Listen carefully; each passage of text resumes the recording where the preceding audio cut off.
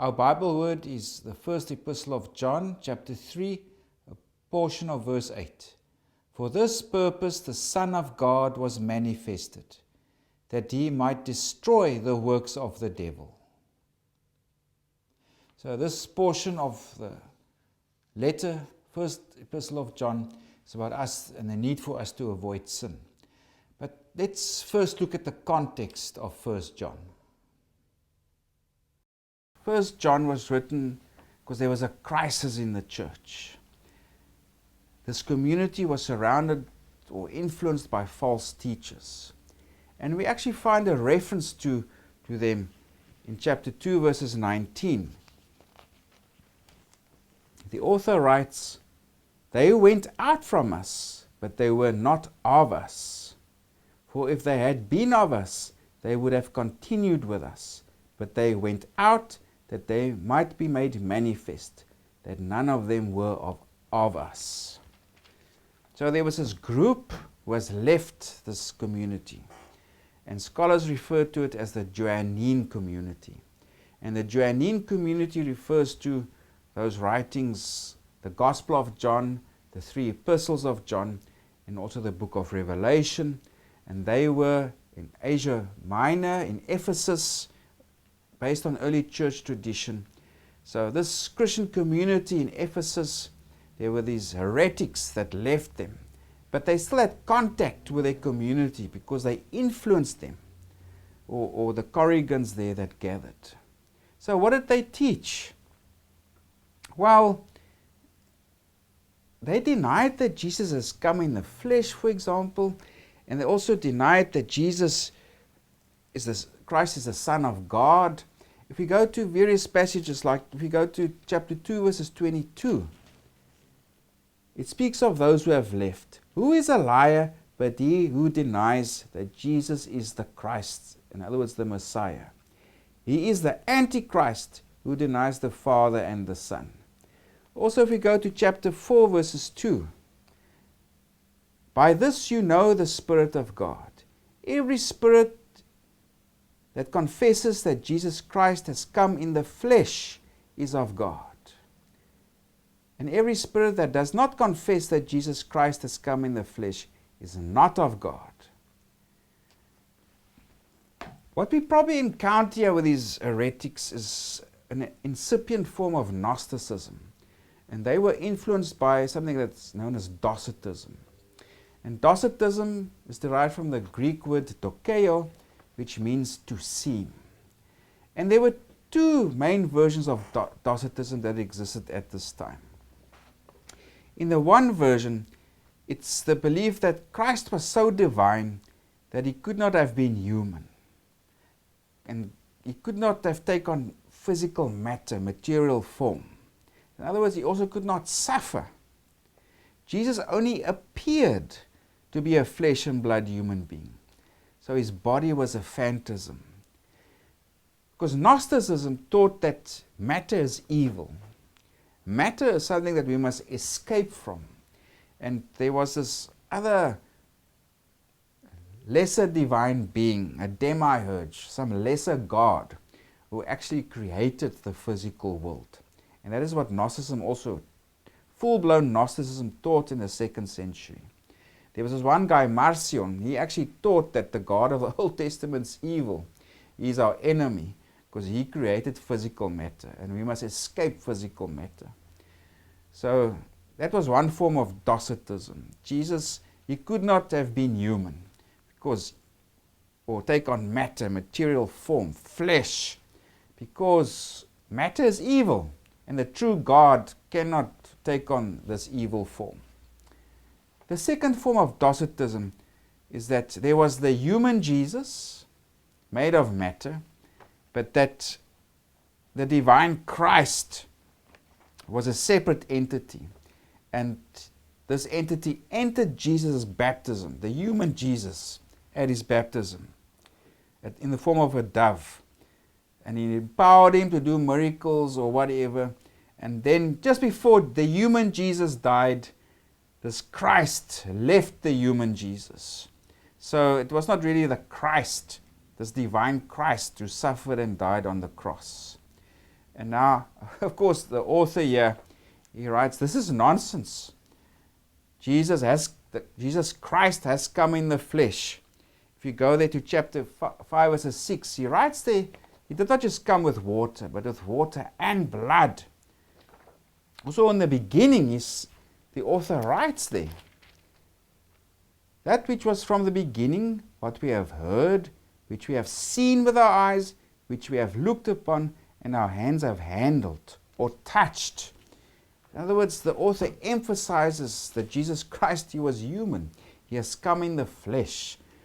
These teachings of these false prophets, he also calls them, these antichrists, beware of this, because this is not the truth.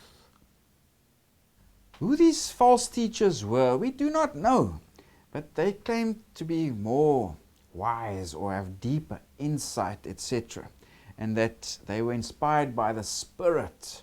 For example, if you go read there, chapter 4, verses 1. And of course, the author counters this. So who is this author who wrote this epistle? Of course, most would say this was the Apostle John, but scholars and theologians don't agree with that. And they associate this epistle with a figure called John the Elder, who was mentioned by many of the Apostolic and Church Fathers of the time. And this John the Elder, he was a main figure in Asia Minor towards the end of the 1st century. And scholars say he is also responsible for all the epistles of John and also the Gospel of John. And he was like a spiritual teacher, and the whole school, the Johannine school or the Johannine community, was formed around him. So he was a principal figure in Ephesus, here towards the 90s AD. And this was also the time when this epistle was written. So after that understanding of the context, let's look at various portions. First, from chapter 2, verses 28 to 3, verse 3, there the writer gives positive encouragement. In view of the return of Jesus, that Christians must live holy lives.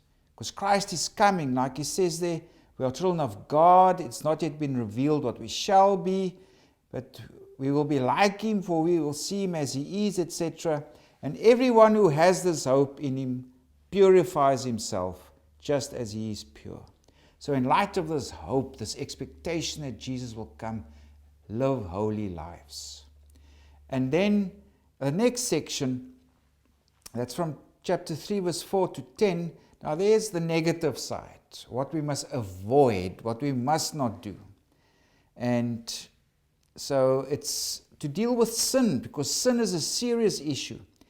And the world is divided between the children of God and the children of the devil. And then the next section, it turns again to the positive side, what we must do. And that is, we must love our brethren, our brother and sister. And that's from verses 11 to 18, where brotherly love is the identifying norm of children of God. So let's focus on our immediate textual unit, and that is the sinlessness of God's children. And that's from verses 4 to 10. So the author also writes very simple language. It's also very similar language you find in the Gospel of John. And he begins this section this way. Whoever commits sin also commits lawlessness, and sin is lawlessness. And you know that he was manifested to take away our sins, and in him there is no sin. So a very crucial element of Christian teaching is Jesus was sinless. He had our human nature, he was flesh and blood just like us, but he was sinless. But also he came to take away our sin. And in other words, he was a sacrifice of atonement. By the shedding of his blood, our sins could be forgiven. And that's how atonement was also brought using animals in the Old Covenant. But now Jesus is this final sacrifice of atonement. And we can read about sacrifices of atonement in Deuteronomy 5 to 6, Numbers 5, and other places. So he came to take away our sin. He was a sacrifice of atonement, whereby our sins could be forgiven. And now, in verse 6, whoever abides in him does not sin. Whoever sins has neither seen him nor known him. So, very strong language. For the author, sin is a serious matter. Those who sin do not know Jesus, they have not seen Jesus. Of course, there's a strong language here, but in other places, he also acknowledges we do sin, and we do need forgiveness. So there's the possibility of sin that he mentions, but also gives exhortations not to sin. But it's almost for the author, no, it's black or white. There's no gray areas. Sin is serious. We must get rid of it. Those who sin do not know Jesus and neither have seen him. Strong language he uses here. He carries on, little children, let no one deceive you. He who practices righteousness is righteous. Just he. In other words, Jesus is righteous. Now we come to our Bible text. He who sins is of the devil, for the devil has sinned from the beginning. For this purpose, the Son of God was manifested, that he might destroy the works of the devil. So, sin comes from the devil, and the devil himself has always been a sinner from the beginning. And that's the reason Jesus came, to destroy the works of the devil.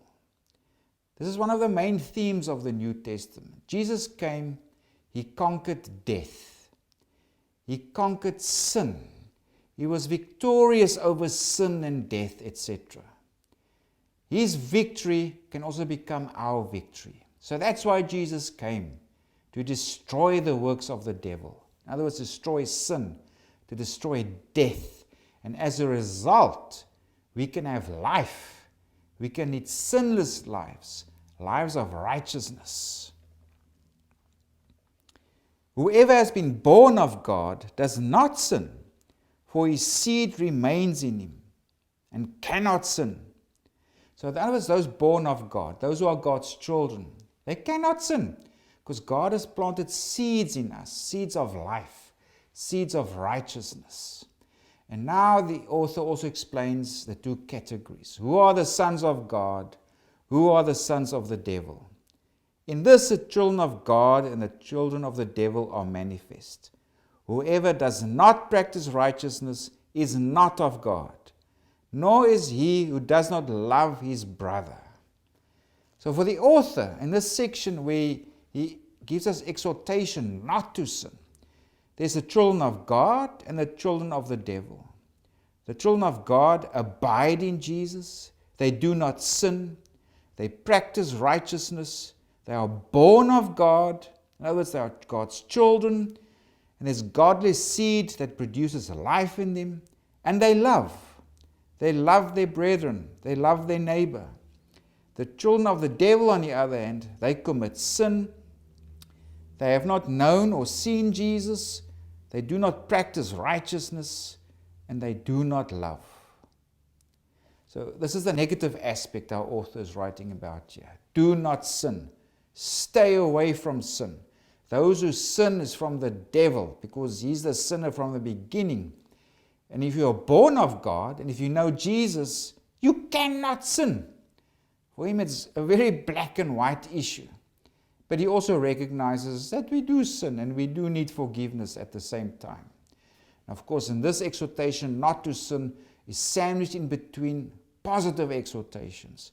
Lead holy lives in view of the coming of Jesus. And also, after our immediate pericope, it encourages them, love the brothers, love the brethren, because these are characteristics of God's people.